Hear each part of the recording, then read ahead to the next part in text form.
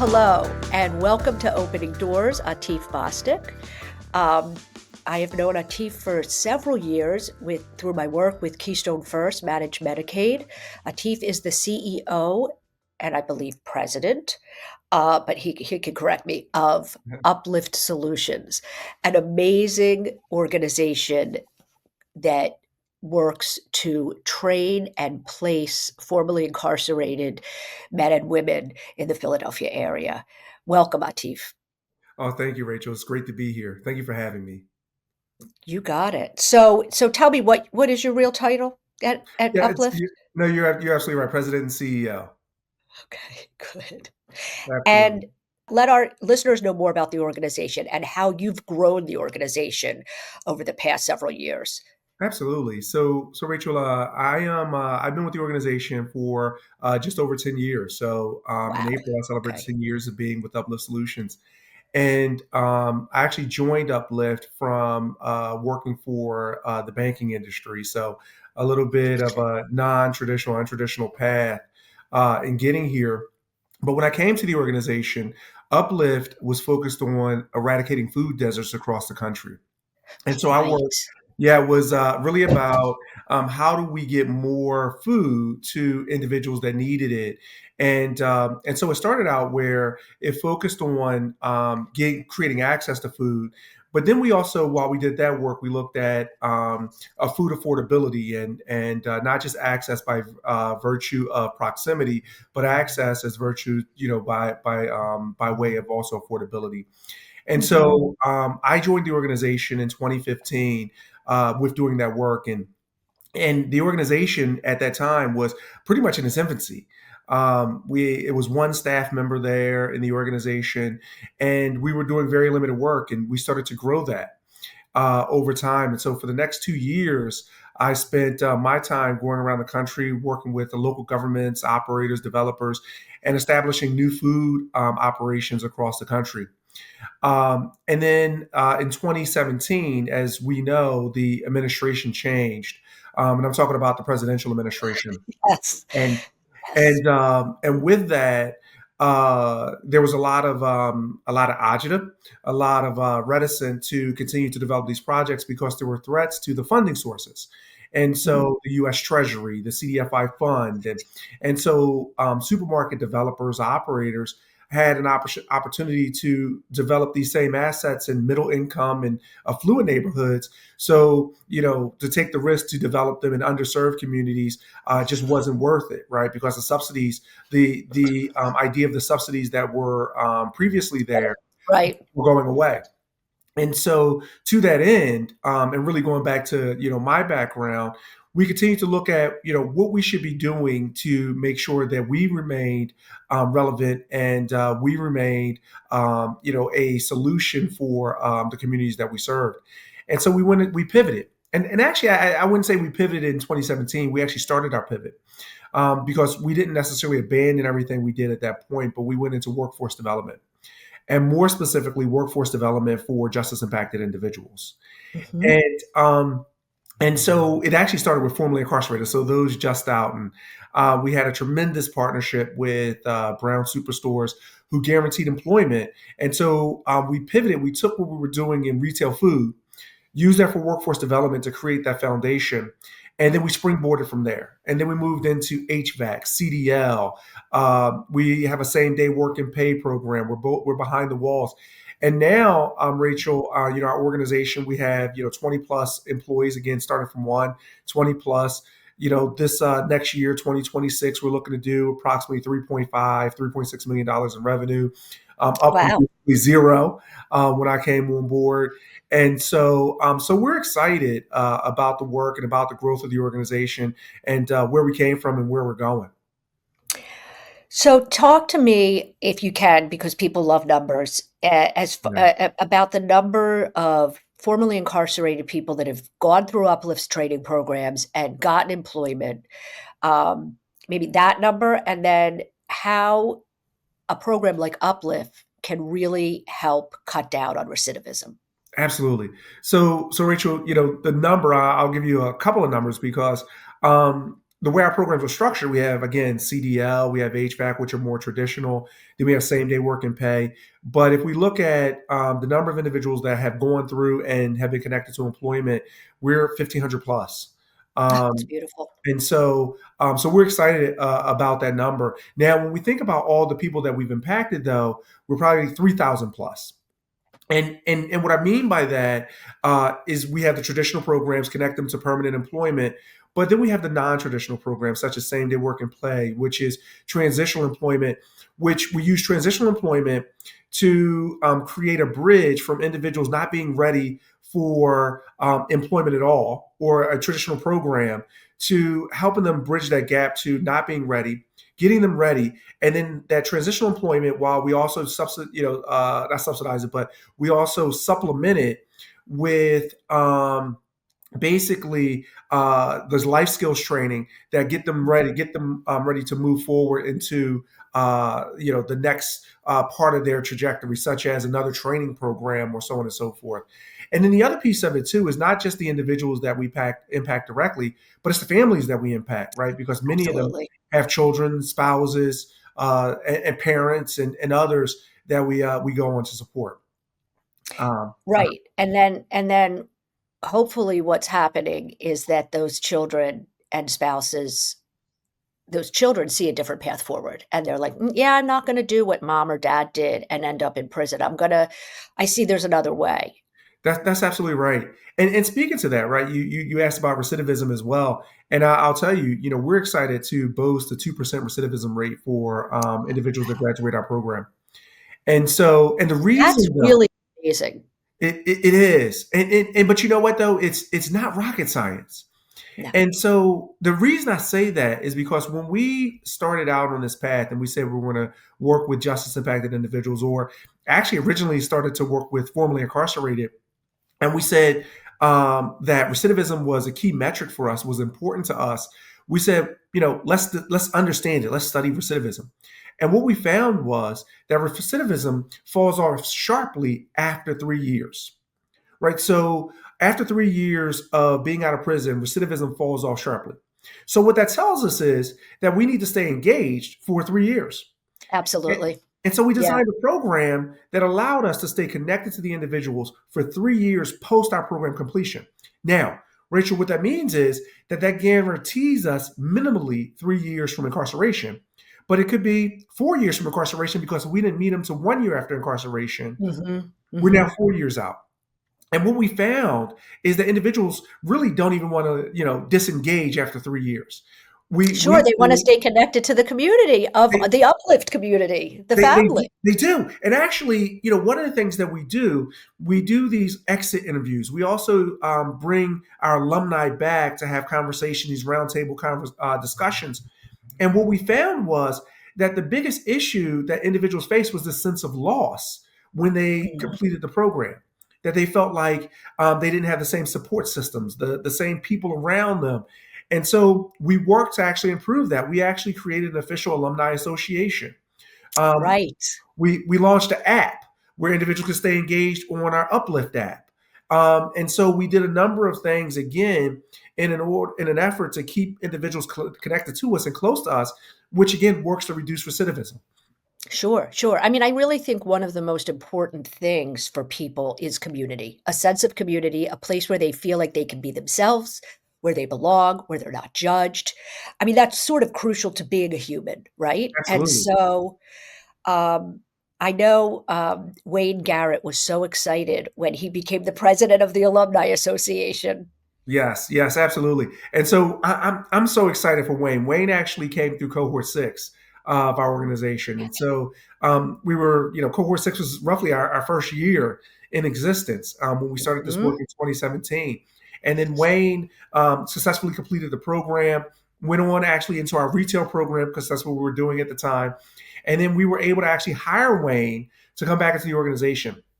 And I will tell you, that's actually one of our pride points that more than 50% of our staff population are just as impacted themselves. And so, we believe in giving the chances that we're asking other people to believe, to give. Um, yeah, Absolutely. and here's a philosophy that I believe in that the entire organization shares. Just because you did something, just because you made a mistake, it doesn't diminish the value that you have to offer. And so, Exactly. and I believe in taking advantage in a positive way, right? In promoting and helping the individuals to propel themselves of that value that they have to create. Where unfortunately, Rachel, if we're having an honest conversation, the Hmm. reality is not most employers do that same thing. When they do, they see it as an opportunity to reduce cost, or they see it as being altruistic and giving back, not necessarily in the value of those individuals. And that's the work that we're looking to change. Yeah, no, and I have been very impacted by Uplift in my ability to be able to work with you guys and to be able to have you on the Tools for Tomorrow workforce program and work with Wayne and work with Will Every. And Yeah, um, I know how important it is to be able to regain your self-respect and to realize, as someone who was formerly incarcerated, that you are not your worst mistake. I that's mean, right.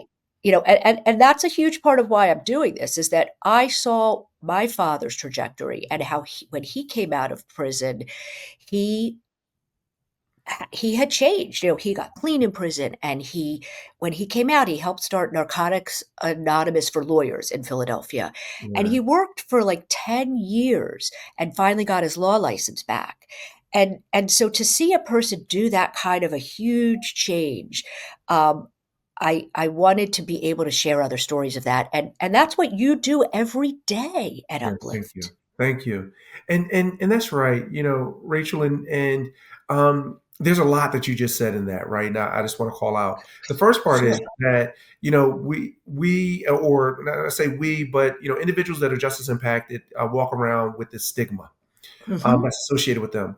And the reality is that it could be you, it could be me, it could be brothers, sisters, right? That one in three have a criminal record, right? In Philadelphia, one in three, and so when we think about that, it's not them. It's the Correct. collective us, right? It's us as a population and community. And even if you're not directly impacted, you are impacted some way with someone in your family, someone you know, a friend. And even if you don't know that you know them, you know someone that has a record that's been impacted by the criminal justice system. And that's the Hmm. reality of it. And that's the part that we have to start embracing when we think about, United States and how this country criminalizes probably far too much. And that's another big part of why I'm doing this too, to put a spotlight on the over criminalization, the over incarceration, the as the great writer Michelle Alexander said, the modern slavery. No, that's right. The incarceration is a form of modern slavery, and it's a fact. Um, and real change needs to happen. Can you speak a little bit to some of the changes that you would like to see in the justice system? Absolutely, absolutely. Well, what I would love to see, the biggest change I would love to see is us moving away from a criminal justice system to a restorative justice system, Yeah. and a focus on really how do we help individuals to become better. And what I found, particularly in our work, and we work with everyone, is that there's a heightened focus. And by the way, when I say this, I'm not saying to take away from anyone, but a hyper focus on the victim, which we need to focus on and support and lift up, and we have to do all of that. And what we do though is in this hyper vigilance, this hyper focus on the victim, we force this hyper punishment on the perpetrator. And what we don't realize is sometimes the background, right? Like it's Mhm. not that the person's bad; it could be circumstance or a number of other things, and and then we put them into this criminal justice system that just drives punishment versus change for that individual. And sometimes what we find, and a lot of times, there's many studies on this, that individuals actually come out more criminalized than they went Absolutely. Absolutely. in. And the other issue there is that the perpetrator is also a victim. That's Their right. their victimhood is not as clear. It may have but it spanned over their lifetime with the traumas that they encountered growing up and the things that they didn't learn, and the place where they think they fit into society, or the lack of other chances, opportunities. So if we want our society to improve and have fewer victims of crimes, we need to do the education and the preparation and the true redemptive training for the people that committed crimes. Yeah. Yeah. Yeah. You know what, Rachel, is you just said that, right? One of the things is just that I just thought about, and it reminded me of a drive about a year ago. I drove back through an old neighborhood I lived in, and so I was born and raised in North Philadelphia, and so I drove through the neighborhood, and one thing just went through my mind as I drove through. It was, I was not supposed to make it out of here. Wow. And I say that to say that unfortunately, our society has designed systems and relegated individuals to certain places to create certain outcomes. And so at some point we need to change the hearts, minds, because that's where it starts, right? Of individuals to improve society. And I'll give you an example.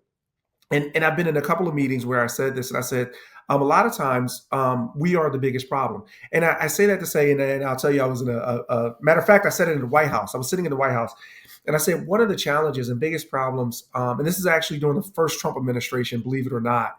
And I'm sitting next to the General Counsel of Coke Industries. And I said, Okay. one of the biggest challenges and one of the biggest problems is us, is because um, when we have opportunities to lift people up, we choose not to do it because we can't let it disturb our own comfort. And what I mean by that is, let someone come and say, hey, we're going to build low income housing next door to you. Oh, yeah. We Good old don't, NIMBY. that's exactly right. Right. No, that's over there.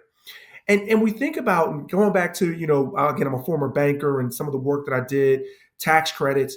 You look at how tax credits are allocated, Mhm. low income housing tax credits. Well, Mhm. poverty has to exceed a certain level in most places before you can actually apply the tax credit. Well, that just perpetuates the issue versus, right, saying poverty should not exceed if we're going to actually implement these low income housing tax credits, right? So that way right, because a rising ship, rising tide lifts all ships. And so we need to really build communities that are inclusive versus exclusive. So Right, right. So that the low income housing is combined and next to and built in within, which I know in some situations in Philadelphia, that's what's happening is you have to, if you're building a new apartment building, there has to be a certain amount of low income housing within that apartment building. And that's it.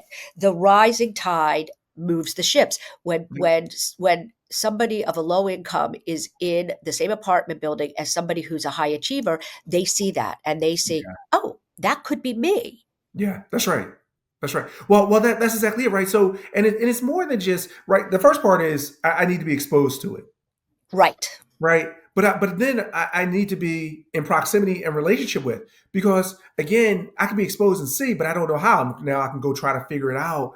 But the reality is relationships, and we think about this, right? We think Mhm. about why we choose the schools we go to, why we pay for private education for our children at a young age. Why, right? So education is one thing, but it's also the people that are next to you, right? Why do you go to University of Pennsylvania? Because of the other people that go to the University of Pennsylvania, right? Why do you go to Harvard? Yeah, yes, great education, but it's Sure. I mean, relationship. that's sorry to interrupt, but No, that's the whole idea of the old boy network. If that's you it. went to Harvard, you know all the people that went to Harvard, and it's who you know that's going to give you that opportunity. Oh, you don't have any experience in this field, but my dad owns the company. Come on in, have a job. That's right. If you don't know that person, if you're not in those networks, you're left out. That's right. That's right. And here's what I said this to a talk recently, Rachel, was this whole idea of how do we help people? And so, particularly in the populations that we serve, at some point we have to lend our own credibility. We have to lend our own Mhm. access to those individuals to help to lift them because they don't have the relationships that we have. And we have to bring them into these environments to give them access, to create that access, for them. Absolutely. Yeah, absolutely. And that's what you're doing, you know, Thank you. and there are a lot of really strong organizations in the Philadelphia area working hard to help uh, formerly incarcerated and adjudicated population. It's just unbelievable how many people need the help. And That's for sure. so uh, I think, one of my big things is early intervention. And there are a ton of early intervention groups too. Yes. Um, but I think the de-ghettoization Yes. is a huge factor, which is what you're speaking to. Yeah, absolutely. And again, don't let that be confused with gentrification, right? And Right. and and so there's these studies out, and I went to a talk, and I'm listening, and it's like, we study this area, and we can call it Brewery Town in North Philadelphia, and we've seen how the income grew, and it's like, yes, however, it's not the same people, Correct. and so we can't That's confuse. that study is right, is not giving you the true picture. That's exactly right. We displace individuals, replace them with someone else, and then we say, well, we have improvement. Well, we have improvement for that geography, right? The physical location, but we don't have improvement for the individuals within that. And that's what Correct. we focus on. Right, Yeah, and so the fact that Brewery Town is now booming doesn't mean anything for the people that used to live there because that's they've right. just been pushed further north or southwest or wherever it is that they were pushed, but nothing was done to help improve their ability to have mobility.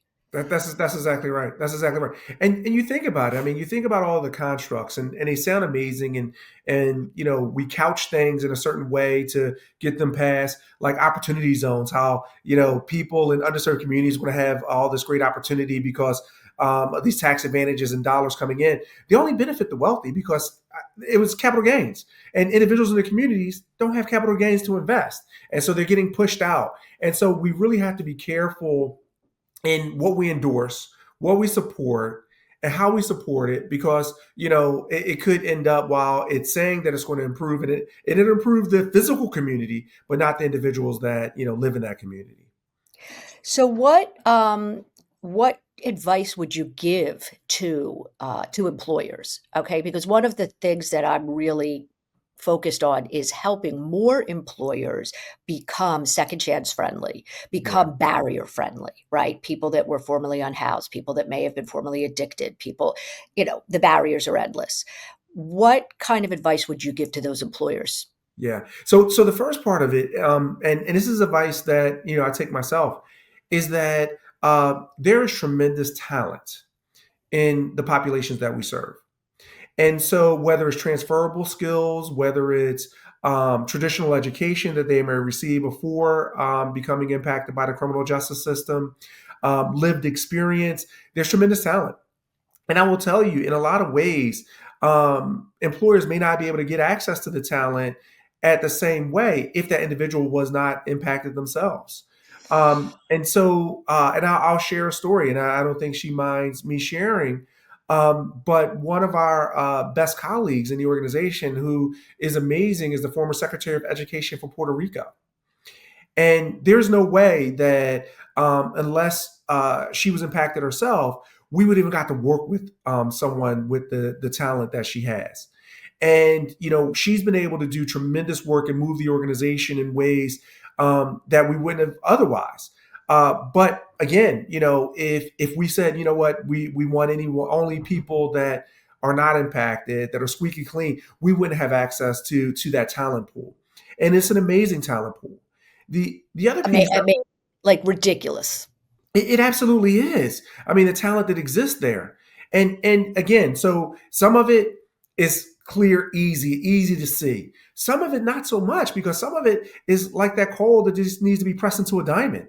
And it rises, and you'll just see, just like Wayne, for example, right? Mhm. Wayne came through, and Wayne was cold and under pressure. That pressure that that was applied through the training and the work that he did, because it's a lot of it's him, and what he's become is absolutely amazing.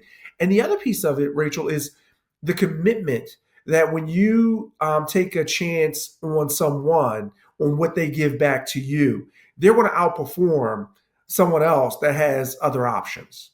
Sure, sure. And there's a level of gratitude of, "Thank you for giving me this opportunity. I will prove to you that you didn't make a mistake." Yeah. All right. Well, um, thank you so much. I appreciate your time and your vast experience.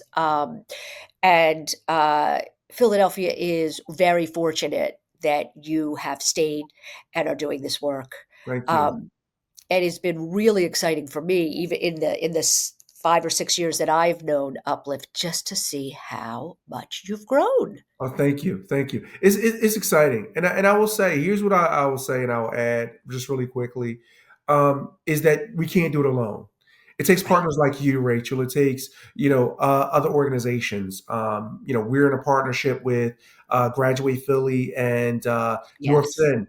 And what we've come together is create the Impact Center, which is a continuum of support for the entire family for North Philadelphia communities. And that's just one example of these collective impact partnerships. And if I could give advice to other leaders that are trying to do this work, don't try to go about it alone. Try to find partners. Try to build together collectively, because the 1 plus 1 equals 4. It doesn't equal 2. Absolutely. Yeah, the collaboration is crucial. No siloing. All the nonprofits in the space um, can share that pie, and the more collaboration that's there, the more each organization benefits and learns, and of course, organizations are there to benefit their clientele, and that's the crucial piece there, right? Absolutely, absolutely. And what I will say is that a lot of times we get caught up in competitive relationships, Mhm. and the reality is that it doesn't have to be. I mean, we work with other workforce agencies. We refer individuals to other agencies. Agencies Mhm. refer them to us where it seems competitive, but those relationships that seem the most competitive could actually be the most cooperative, the most Absolutely. impactful. And so, we have a partnership and a relationship with the city of Philadelphia through the Division of Reentry, and which is a beautiful relationship where we co-created the first of its kind neighborhood resource center in North Philadelphia. We're working with them to establish the second and the third at this Nice. point. So again, we could have said, we were the only ones, we want the only center. But no, we have the opportunity to work with them to continue to grow this, to continue to expand the work, and continue to work with more partners throughout the city to help more people, because that's the goal, right? The goal is to help as many people as we can. Yes, for sure, and I will make sure to get those addresses from you and put that Absolutely. in the show notes so that Absolutely. we spread that information.